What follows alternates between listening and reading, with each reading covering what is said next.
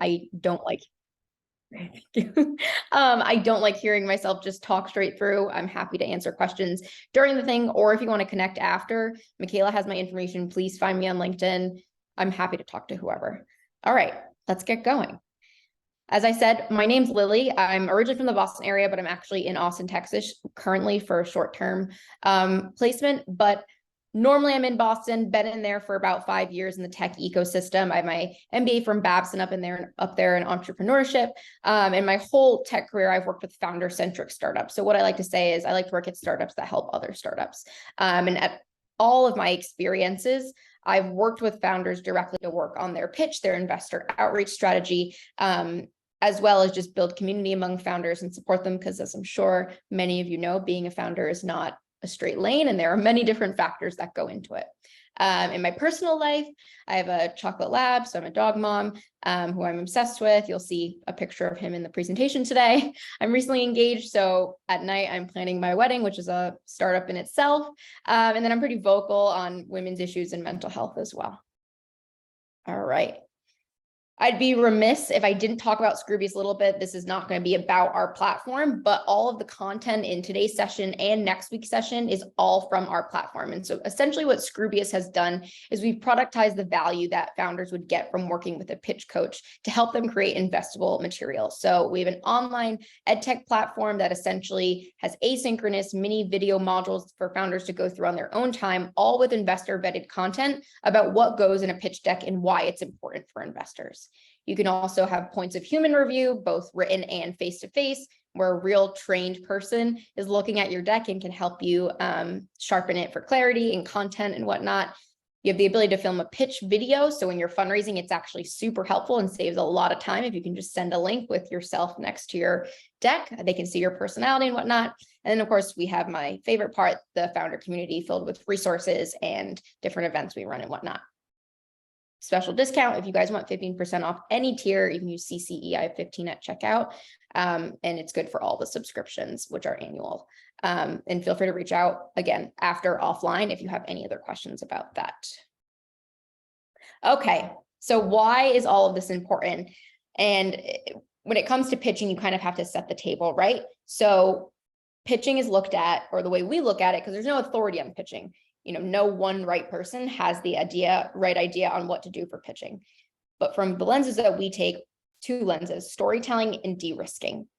Your deck should tell a story of your company, but also each section of your deck should de-risk your company for the investor. Because for them, this is a financial opportunity. They're looking to make a return on their money, and they need to be certain that everything you're telling them is going to de-risk and make you less riskier so that you're a good bet to take. I split up, I'm just showing you guys because these are the 10 sections from our framework that we're going to go through. We're going to go through mission, problem, and solution today. And I have a reason as to why I picked those three that I'll go over in a minute. And then the rest we'll go over next week. Like I said, there's no authority on pitching. This is just a framework that we found works really well for early stage companies.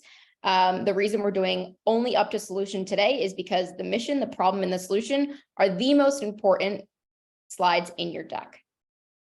The reason that being, if you cannot convince an investor that there is a problem worth solving, that you're committed to, and that you're the right person to solve it and right company to solve it, nothing else matters, because everything else is business mechanics and how you're going to execute on that.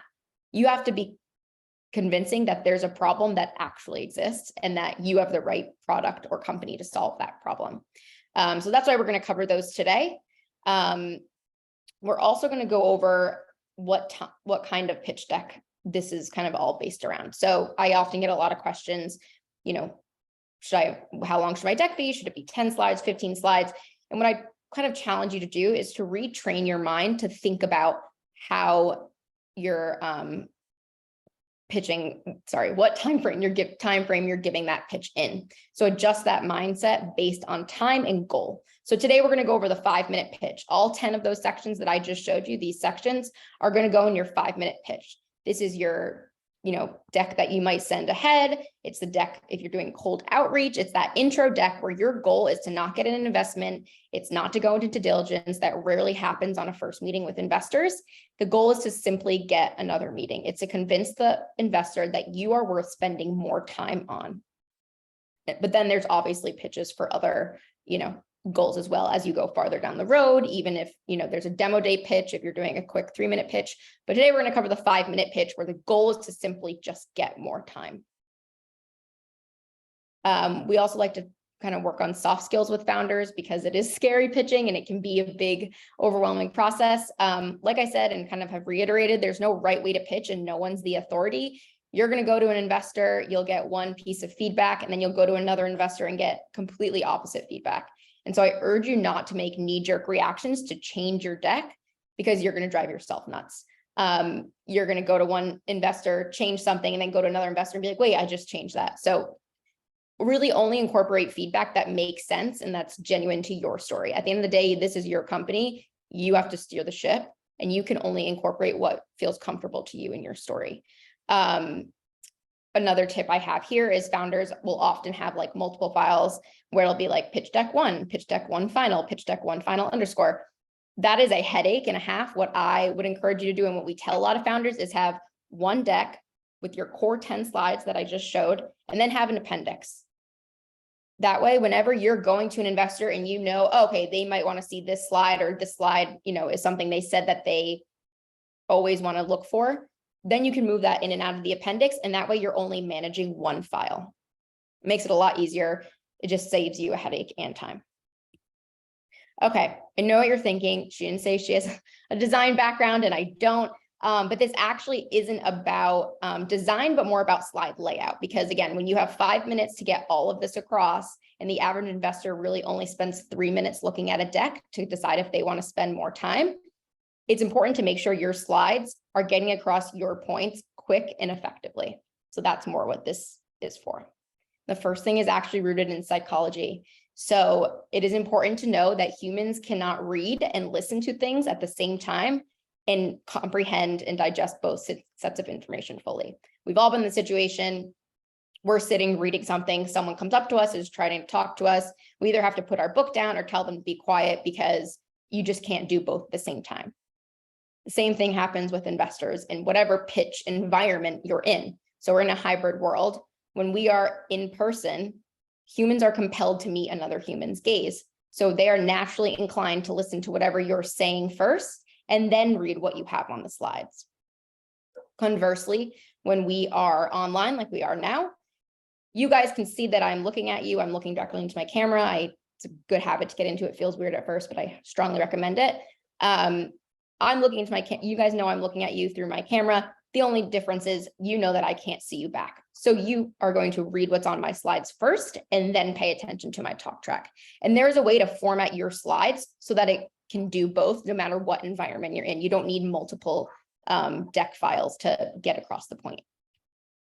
One key is using simple language. All of the examples in today's and next week's presentation are actually from real companies we've worked with. There's one, I think, that's not in next week's, but today's at least are all companies that we've worked with. So first tip, use simple language, a comprehensive platform for customer engagement that will revolutionize social media for a unique group. Not overly clear. It's a ton of words, takes a lot for me to read. I don't really know who they do it for, and there's a lot that I'm going to have to work through when it could just be spoon-fed to me.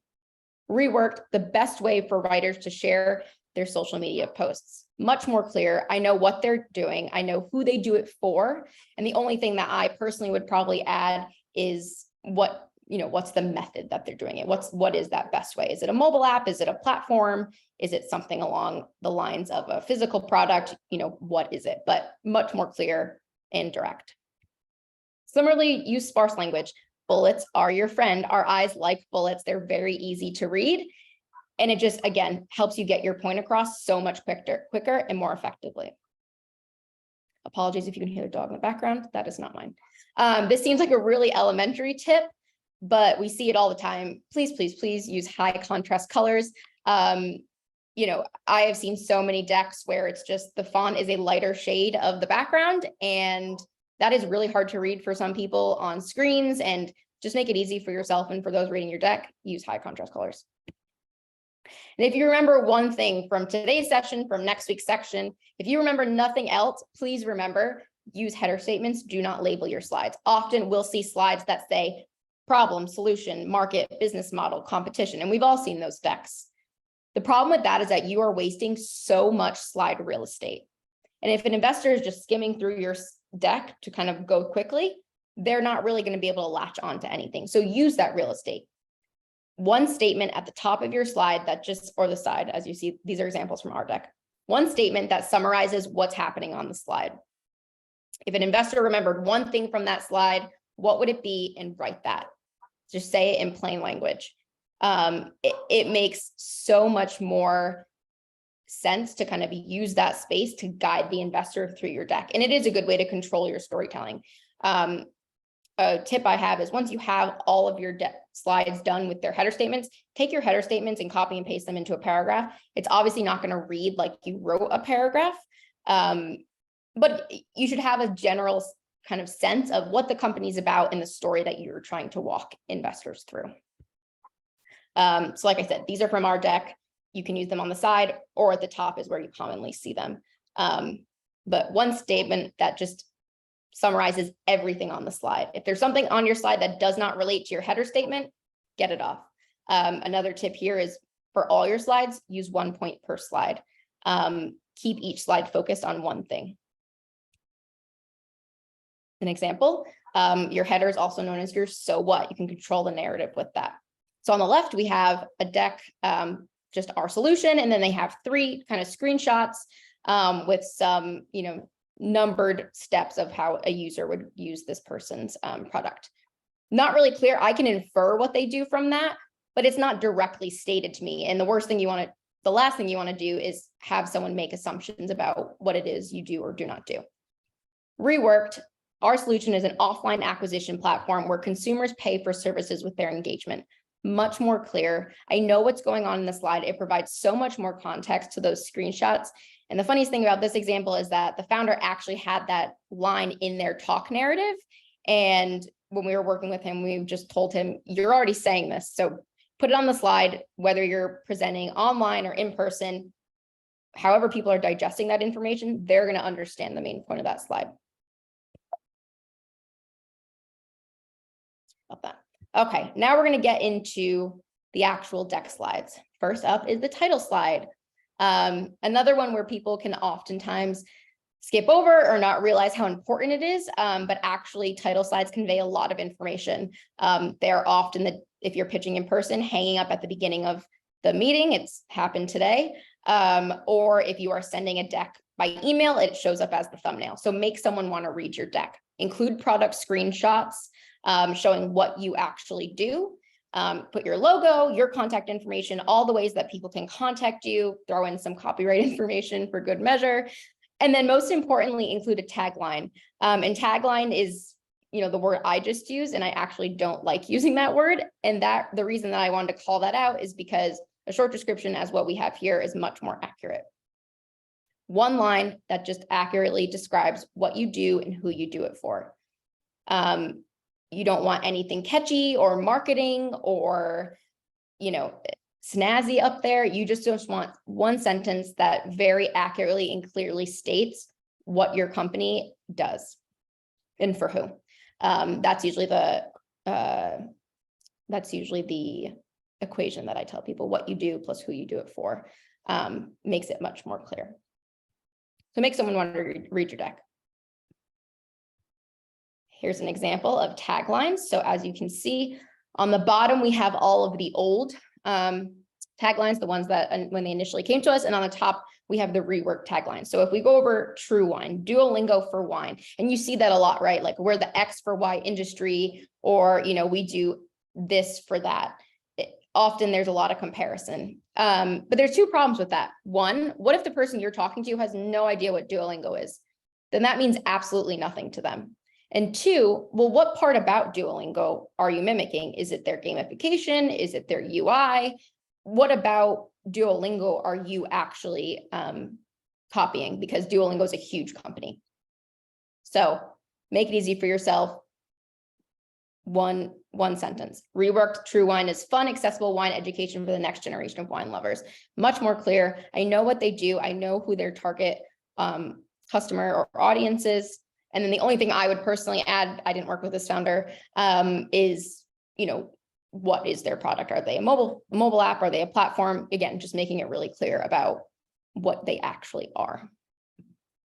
Okay, so after we've done our title, we go into our mission. Why are you doing this? What's your origin story? And this isn't in every framework, but it's in ours because entrepreneurs often become entrepreneurs because there is a problem that they've experienced or that they have passion for, and that's why they're starting their company. And beyond that, if you can make a personal connection with someone within the first 5 minutes of meeting them, you're guaranteed to have their attention for the next 30 minutes. So make it human. And a lot of times, especially with underrepresented entrepreneurs, we want to keep it all business and take ourselves out of the equation. But actually, it's okay to make it human. It's okay to bring yourself into this. And there's actually a lot of logistical reasons why you would want to do that as well. Make it personal. You can include yourself, pictures of you, and tie yourself to a way to show, tie yourself to the company to show that you're more than just the company, that there's a reason that you are the right person to do this. It's the why behind why you started. The best thing I can say here too is tie yourself to something so that investors know that you aren't going to quit when it gets hard. Because again, if we go back to the de-risking, right?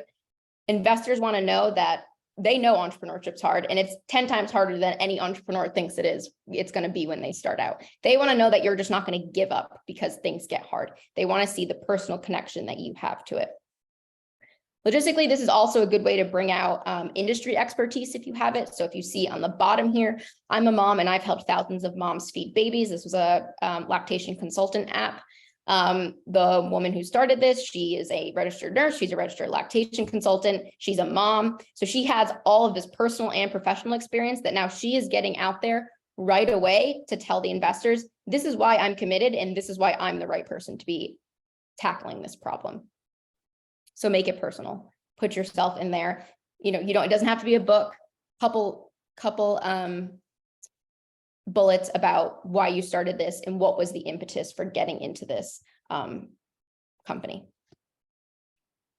Okay, so naturally, because a lot of entrepreneurs start their companies because of problems they experience, you lead into the problem slide. And I would argue that this is, of the 3 slides that are the most important, the problem is the most important of those. And the reason for that is that a lot of companies do not make it because there really isn't a problem to address. There isn't a problem that's big enough that needs solving, or not enough people are feeling pain because of it. You need to convince the investor that a real problem exists, regardless of whether or not your company does. There are a group of people feeling pain in some way that needs a solution. There needs to be a solution for. This is outside of your company. So top tips for kind of showing your problem: quantify it. Using numbers and quantifying the problem makes it so much more tactical. It doesn't have to be monetary. As you can see on the left, this was a baby food company, and this is the reworked slide. This is probably the one exception to the rule of don't include yourself in the problem slides. But before, they just had the cracker, the healthy bite, and the pick-in. They didn't have any of the nutritional info. And so without quantifying it, they're just kind of hoping that investors take their word for it. Reality is that a lot of investors are actually parents, and they fed their kids cracker. That healthy bite, that has broccoli in it. So I guess they can say that yours is healthier, but they don't really know for sure. Putting context in there, quantifying it makes it so much more tangible, because now you can actually see, hey, that those actually aren't as healthy as we thought they were. Similarly, this right example is from our deck that we raised on. You can use graphics to make the quantification visual, but you can use monetary numbers. You can use nutritional info. It doesn't always have to be in dollars and cents, but obviously that's what a lot of people use. Always cite your sources. Include the link on the right. You can see it up here at the top. I don't know where it is on the left, but it should be there. Another example. On the left, we have the original slide. So they have a slide label, which I hate. They have disrupting the 350 billion tech support industry. This goes back to my 1 point per slide rule. Why are we talking about the market size on the problem slide? Then they have 2 bullets that, make statements. They have a quote from someone. And then what my eyes are really drawn to is this big graphic that tells me absolutely nothing. Reworked. They still kept the header because I can't make all people get, they still have the label because I can't make all people get rid of them. But they did include a header. Life is online and older adults are left behind. So that's kind of what the slide content's going to be about. They found a stat, 75% of users 65 plus do not feel confident on their devices. I can think of a lot of people I know who that is very accurate for. It ties the problem to a person in my mind. It's easier, it brings it down to my level. Leads to the assumption modern tech is designed without the input of older adult needs. Much more clear. You're probably thinking she also said don't use a lot of words, but I like the slide. It took me like all of 2 seconds to read it. It gets the point across to a place where the problem is solvable, the problem is clear, and the problem is tangible. So that's really what you want from a problem slide. Then we lead into solutions. How you directly solve everything you just described. This is definitely one of our bigger sections in our platform, but we're going to go over some top tips. Keep it simple and explain. If you are going to use acronyms, please write it out the first time. I cannot tell you how many acronyms I have seen that I have no idea what they're talking about. And I know you think it's straightforward, but the reality is that acronyms mean different things to everyone. CRO, conversion rate optimization, that's what I would think, or chief revenue officer. Allison Byers, who started this company, she was in a med device company before this. Apparently everyone knows that a CRO is a contract research organization. No idea. So if you're going to use an acronym, write it out the first time and then put it in parentheses. And then from that point forward, you can use it in your deck. I'm seeing my chat pop up. In order to keep it brief, I can imagine. How important is to have, always cite the source, always. If you need to just put the title of where you got the source. This person asked,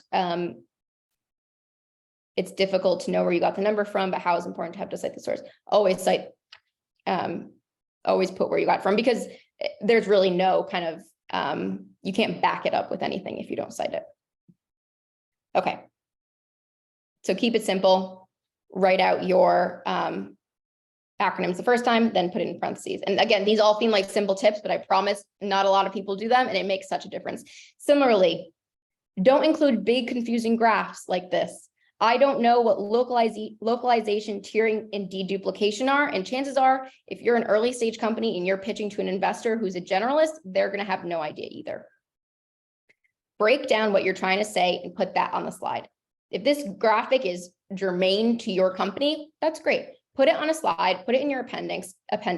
And then if you make it to the point with the investor of you're entering diligence and they're bringing in a subject matter expert to make sure that you know what you're talking about, then bring out that slide, because that person will know what you're talking about. But for this 5-minute intro slide where you're just trying to convince them to spend more time on you, make it easy for them. Break down what you do and make it very, very clear how someone would use it. And the best way to do this, include screenshots of your customer journey. Put yourself in, the shoes of one of your use cases of one of your customers and walk through how they would use each step of your product. It makes it so much more tangible when investors can connect your company to a user, to whoever your user is. If you are pre-product, that is perfectly okay. Both of the examples on this slide were pre-product. There are plenty of free wireframe and mockup tools online that can help you. And lastly, test it out on others. This seems like a very, very silly piece of advice as well, but I promise it works. Find someone, your grandma, you can borrow mine, a kid, that's Allison's, but find someone who does not work in your industry at all, does not even work in startups or tech or anything, and explain to them what you do, and then ask them to say it back to you.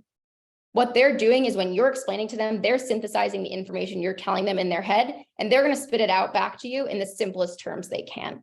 If whatever they say to you is not what you do or only partially accurate, then that means you have work to do. And I promise everything can be broken down, even the most complicated of companies. We work with a lot of technical and scientific founders who need our help for that reason, to just break it down into layman's terms.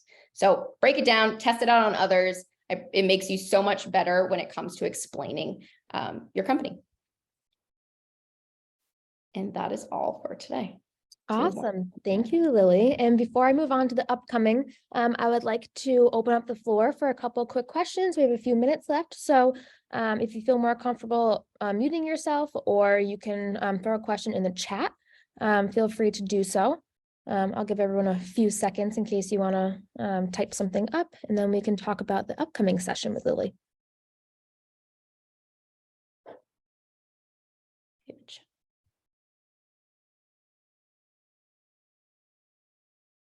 And if you're shy now, you can always reach out to me too. Yes, absolutely. If you would like to connect with Lily, you can always send me an email, and then I can connect the two of you. Looks like you're getting a lot of great feedback in the chat. Good. That's what I like to hear. I'm words of affirmation all day long. So keep sending it, people. Okay, awesome. So thank you again. This was awesome. Very insightful. I know I learned a lot, and I'm going to use this moving forward when I make my slide decks and trying to compel people as well. And the upcoming one will be 1 week from today, same time, same place. So please join us as Lily will be moving on to the next section of her presentation. So thank you all for joining us today, and we look forward to seeing you next week. Awesome. Thanks, guys. I hope to see you all here. I know who everyone is in here. No, I don't. But I hope to see you all next week. Thanks so much, guys. Thanks, Michaela. Bye.